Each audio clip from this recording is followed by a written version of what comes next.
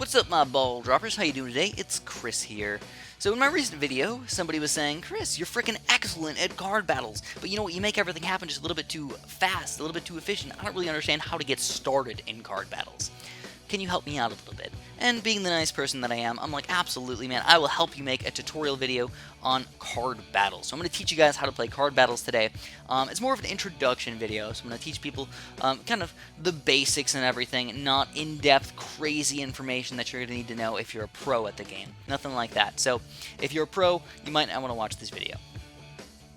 I'm also going to teach you kind of how to get started. This is going to be different than the way I play the game. I play the game like I'm going to be playing really, really good players. You guys need to start learning the game like you're going to be playing other people that might not be quite so good. So the playstyles are definitely going to be different there.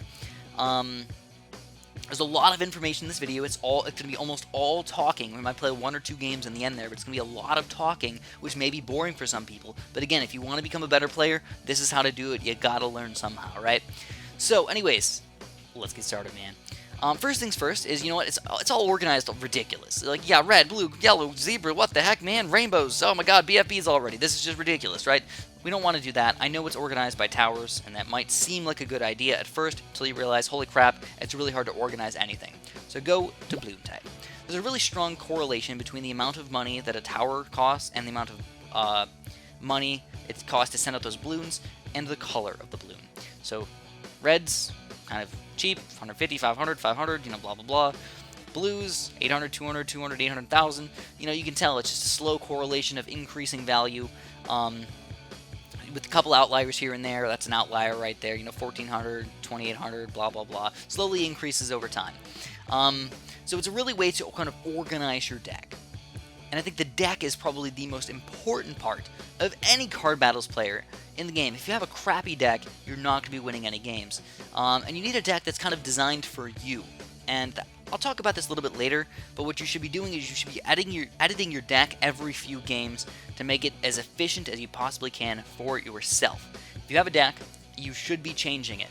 You should not be just sticking with one deck the entire time, unless you know for sure that that is the best deck that you can have. So if you ever notice, you know what, I'm not using, let's say I pop this guy in the deck, just be like, I don't really use this guy ever, let's just throw him out there, and let's use the ninja instead. Maybe I'd like the ninja a little bit better. So yeah, there's a lot of different ways you can just switch up your deck just a tiny bit. Don't need to do a complete overhaul of your deck, but just switch out one card here, switch out one card there, and eventually you're going to find pretty much the perfect deck for yourself.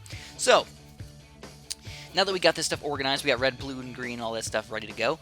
First thing you want to do is probably think about the cards themselves. There's 3 parts to a card.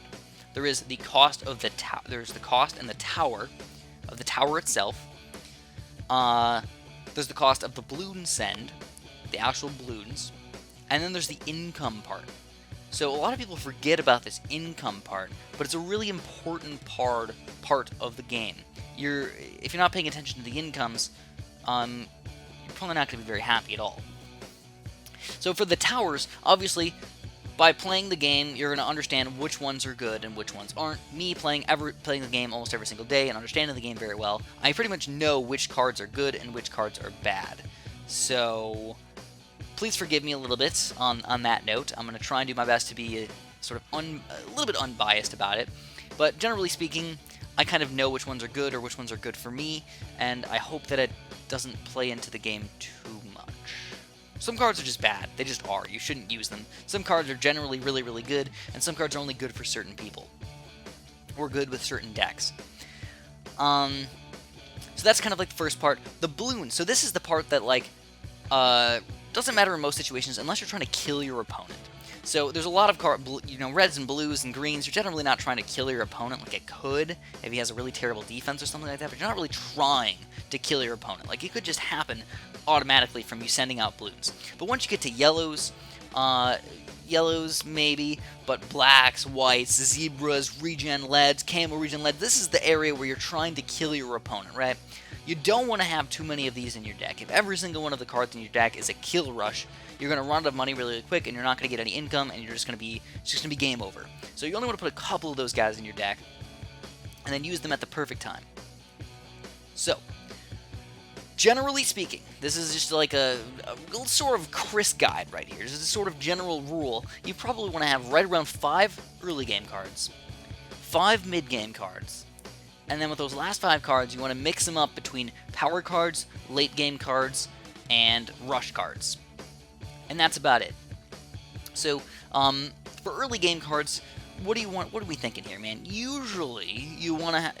I know it's kind of sad because a card is both the rush and the defense. So offensive and defensive part of the game. And a lot of cards might have a good defensive part. For example, or here, let's see. A lot of them will have a really good income part, but won't have a good defense part. So you're going to have a really good income part for this Bloons end right here. But then the Spike Factory, I think I've built 2 Spike Factories in the history of my Card Battles days, but I've always had the Spike Factory in my deck since the beginning of time. Always pop him in there. He is possibly my most used card in the game, or my most kept card in the game. I never throw him out of my deck, ever. And it's because he has such a darn amazing income right here. 40 frickin' income. It's delicious, man. But we still want to get something that's good for defense as well, so we're going to get some razor sharp shots in here. I'm just going to pick some like sort of decent stuff here. This guy's a good income card, not that good for defense, but good for income. This guy's good for defense and can be income. This guy's good for both as well, good for defense and income. I'm going to pop one more red card in here because I think a lot of people probably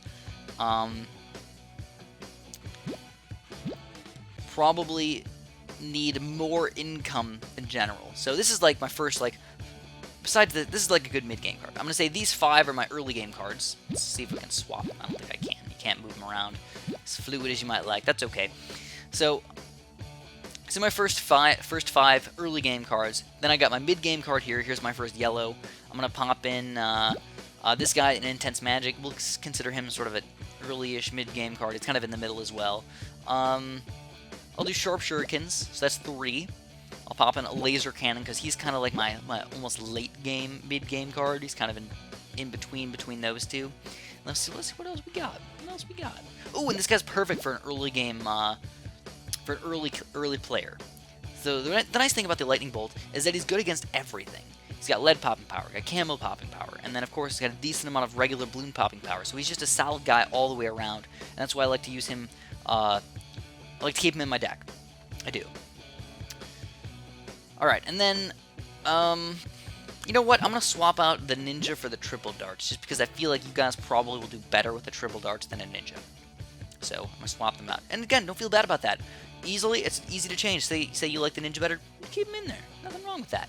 Alright, now we're going to think about those late game cards. I'm going to pop 2 late game cards in here. Usually 1 Moab Rush, 1 BFP Rush. If you want to do Zoma Gods, feel free, but So, normally, I like to do the Arctic Wind. This guy's better than the Plasma Blast, but I'm going to make it a little bit more difficult on myself. I want to keep the Plasma Blast in here because I think a lot of people might not have the Arctic Wind yet. I think a lot of people start with the Plasma Blast, though, so that might help you out. A lot of these cards are starter cards that are already allowed in the game for most players. This one's not. This one you might have to unlock. Most of them you can already. So we got that guy. I'm going to do the Apache Dark Ship as well. You know, Robo Monkey, Apache Dark Ship, whatever you want to do between those two. Even if you want to do MIB Call to Arms, feel free, I guess. And then the power cards. So I really don't want to explain these power cards. I've done a video on the power cards before. But the one that I want to point out for early players is definitely Juggerlanche. It's the best power card in the game. A fantastic, fantastic defensive card. Amazing. Pops every single type of balloon, camos, leads, blah, blah, blah, blah, blah, and pops pretty much every mid-game rush that you can think of. Zebras, camos, whatever, man. So, yeah, he's freaking amazing. But you know what you're noticing about my deck right now? If I wanted to kill somebody around 11 or 12, what could I use? Nothing. And that's why I'm talking about rush cards.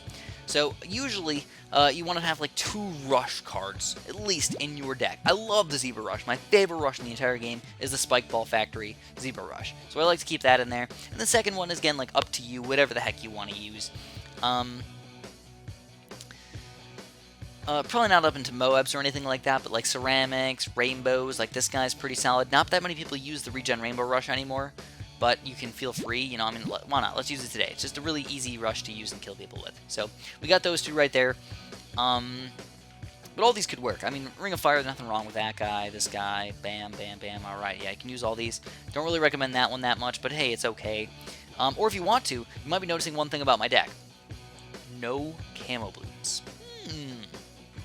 Yeah, what's up with that? Well, I generally think that a lot of people tend to get camo detection automatically. They like the ninjas, they like the wizards, they tend to have camo detection automatically, and that means they're weaker against regular Bloon rushes. By trying to get all those other cards, they make themselves weaker against these regular ones. So I don't even focus on camos. Sometimes it might kind of suck that I'm like, he's got 0 camo detection, but I've got no camos. It might happen, but it's more of a rarity, in my opinion. But if you want to, again, feel free, swap that guy out for a camo rush. I don't mind. Send out the Bloon Jitsus against this guy. Whatevs, man, whatevs. It's a pretty cheap rush, too. Camo leads for $1,000. If you want to, feel free. This guy's nice as well. A lot of different things to go for. So anyways, let's hop in here into a game, my friends. Hopefully that kind of makes you understand what kind of decks you should be building everything. I want to play in the White Wasteland because I feel like it's a good way to... I don't want to play in the Ceramic Crucible because people play differently there. It kind of sucks because my record's pretty good, so a lot of people... or I think the game wants to organize me with other people that are really, really good, generally.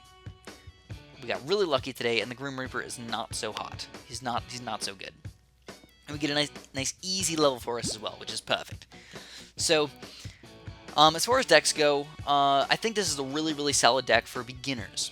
And if you want to, the only thing that I would change is if you want to build a deck for like a different map or a different thing, make sure you do a sort of watery map where you switch maybe 1 or 2 different cards in here, and make sure you automatically keep the Buccaneer in your deck. Maybe even swap out the Buccaneer for the Glue Gunner or something, or the Buccaneer for the laser cannon. I don't care.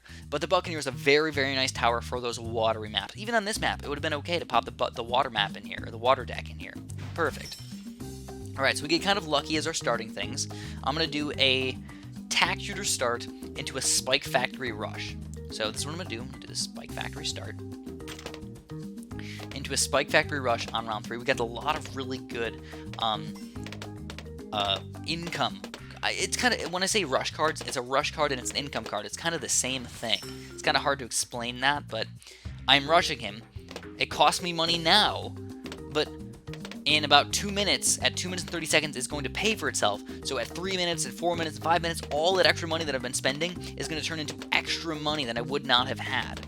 So that's why it's really, really nice to rush with these things early on in the game, because later on in the game, you're going to earn more money from it. Which obviously, if you ask me, is pretty darn important. You want to have a lot of money. And if you have a lot of money, guess what? You can build more things to defend with, you can rush with more things to kill your opponent. There's just a lot of things you can do if you have extra money. So I've already up to 373, generally speaking. Say this with a slight grain of salt, because it's not exactly fantastic as I'd like it to be. I try and keep my my income right around the round number times 100. So, for example, I try and keep it right around 400 by round 4. I try and get up to 500 for round 5. I might try and get it up to 600 for round 6 if everything's going perfect. So, that's like the Chris rule right there. It's not really even a necessary thing, but I like to try and make it happen. You know, that's like my goal. If everything's going perfectly, I will get to 500 before round 5 ends. Missed it by 13, no big deal, whatever, it doesn't matter that much, I made it to 500, makes me feel good. So as an early game player, as a newer player, all you want to do is just get 500 and chill. Then think about how you're going to use your money wisely, right? And you're going to try and kill your opponent on round 12, and if not, you're going to try and kill them on round 19 with this 10-bud rush. That's generally what you want to do. So anyways, he's going to rush me with a few yellow Bloons right here. We're going to be able to defend it pretty easily. I'm going to start saving up my money for a decent rush. I'm probably going to end up getting the Lightning Bolt wizard over here. We could do that. Again, he's got everything, so let's get him. Nice Lightning Bolt wizard right here. And pop just a little bit more defense. You know, play a little bit. We're going to play a little bit defensively. Just chill. Just chill. So anyways, what you want to always do is, again, remember that Juggerlanch? I was telling you guys about that? Keep him ready. Keep him ready. He's gonna be awesome.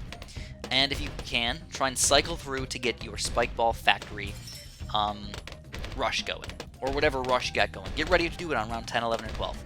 Usually when I say rush, I'm thinking right around those levels. So this guy's playing kind of bad. I mean, he's got the Moab Mauler on round 9. Like, it's meant to kill Moabs, you know? He's just not an efficient player. So we're going to probably end up killing him with the Zebra Rush. It's kind of sad, but it's going to happen. So, he's got some lead balloons coming out against me, but we can easily defend those. I got $4,000 saved up, so I can easily do, you know, sell something for a laser cannon, do my spike ball factory rush. We can even go crazy here, guys. We can go like this. This is what we call crazy sauce right here. We're gonna go bam, we're gonna go bam, we're gonna balloon energy this stuff. So this is a gigantic Zebra Rush on top of regen rainbows, and it's basically impossible for most players to defend. It's just a gigantic evil rush right there. I had to sell one of my towers to make that happen, but I know for sure he's not going to be able to defend that almost no matter what, so I just decided to go for it. Now, I don't want to rematch this guy because I just don't feel like stealing all his medallions, but we're going to try to play one more game for you guys and kind of prove it. Now, again, I'm not promising that I'm going to win these games. I'm trying to slow it down a little bit, explain what I'm doing and why I'm doing these things, and hopefully you guys can learn from it at least a little bit.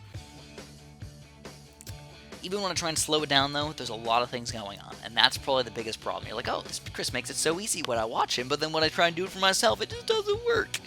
I know. I've seen it happen. I've done that for games as well, where I watch somebody else do it, I'm like, oh, dude, he makes it look so freaking easy. And I'm like, I just got to do that. And then when I try and do it myself, I'm like, that guy cheated. He's cheating somehow. How did he make that happen? It's kind of annoying. Alright, so we're not finding anybody right now. We're going to go into the White Wasteland again. If not, maybe I'll try in the Yellow Stadium. I know a lot more people tend to play in the Yellow Stadium. I think mostly because people probably don't have medallions at all. Probably. But it's probably just hanging around because they're trying to find somebody around my rank. You know? I generally don't like coming down here. Screw it, let's just go play in the Ceramic Crucible. I generally don't like playing down here because it's harder to find a game, and I do feel like I'm being mean to people. I do. I really do feel like I'm being mean to people when I play down there because I'm kind of stealing their medallions, you know? Stealing the records, stealing their medallions, and to me, it's 20 medallions. Pff, I don't care about 20 medallions, but to them, that might be a big chunk of the amount of money that they have, and every 20 medallions could be, you know, used to spend to buy more cards or buy more towers or whatever. It can be important to them. So anyways, we've got the right deck again. This could be another one of those levels where you can use a water deck if you want to. Hopefully everything goes smoothly again. And let's see, what do we get? Okay, good, perfect. Absolutely perfect. Again, 100% amazing. So we're going to use a Dart Monkey start instead of the Tack Shooter. I think the Dart Monkey is probably the best starting card in the game. Dart Monkey, Wizard combo are like the cheapest way to pop all reds, all blues, and most pinks. So, do it if you can, I guess. So if all goes well, we're going to, again, get a very, very high income. Just get just enough defense to defend for a little while. And this is probably the most perfect starting deck that I've ever gotten in the entire history of the world.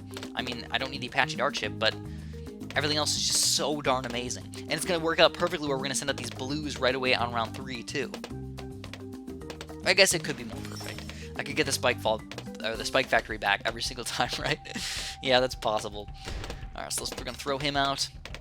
Ooh, the wizard. The wizard's right here. So, oh, here we go. He's got the pinks come out. Boom, perfect time for a Dart Monkey. Whoop, chicka whoop whoop. Targeting, I don't really want to talk about this today, but if you want to pop some of these guys on strong, I understand. Feel free. Totally cool. Alright, so we're going to send out these greens the next round, more reds, possibly even, you know what? Probably pop down an intense Magic Wizard pretty soon as well. So this guy's doing a Ninja Engineer Tack Shooter strategy. Sometimes you gotta read your opponent a little bit. I'm reading my opponent right now, and I'm realizing that he's got not very much group popping power yet. Say yet, because he might have something up his sleeve. Might change the game a little bit, but as of now, he does not have anything. So the laser cannons, it's not something that I really use all that much anymore, mostly because I'm afraid of the Kidnap. Kidnap is a rough thing to deal with. So we got reds, and ooh, look at that, we got 2 big yellow rushes coming out around 7 over here. So we're a little bit low on our income, I guess. We didn't get lucky with our spike factories on round like 4 or 5 or anything. So we're gonna have to change that for round 7. So bam, bam, Bam. Send out all his money, 539, and I'm good. 500. Feel good. Decent rush coming out against him as well, so not going to hurt him or anything, but I feel good. So now we're going to save up our money, get a little bit better defense, and get ready for our rushes. So we got our 2 rushes already in our hand. We're just going to keep them there. And throw out the Apache darts if I want to. And the 2 towers that I like to keep kind of hidden sometimes to force a rush. So this is kind of an advanced tactic. Maybe I shouldn't talk about it, but sometimes I like to force rushes out of people. I'm like, I don't have good defense at all. You should rush me. Waste all your money. And then they rush me, and I build a quick lightning bolt wizard, and I'm like, oh, I defended it. Sucks for you. And they're like, oh, guess what? I got an even bigger rush now. And I'm like, oh, guess what? Battle energy, and I defend that. And then I'm like, oh, wait, guess what? They're like, I got an even bigger rush. I'm like, oh, sorry about that. I juggle-lanced it. So I just, I own them. Basically, by forcing them to do stupid rushes that they probably shouldn't be doing in the first place, I basically end up winning my game. Or I could even go crazy and just say, oh, laser cannon. Just throw the laser cannon out there. Destroy them.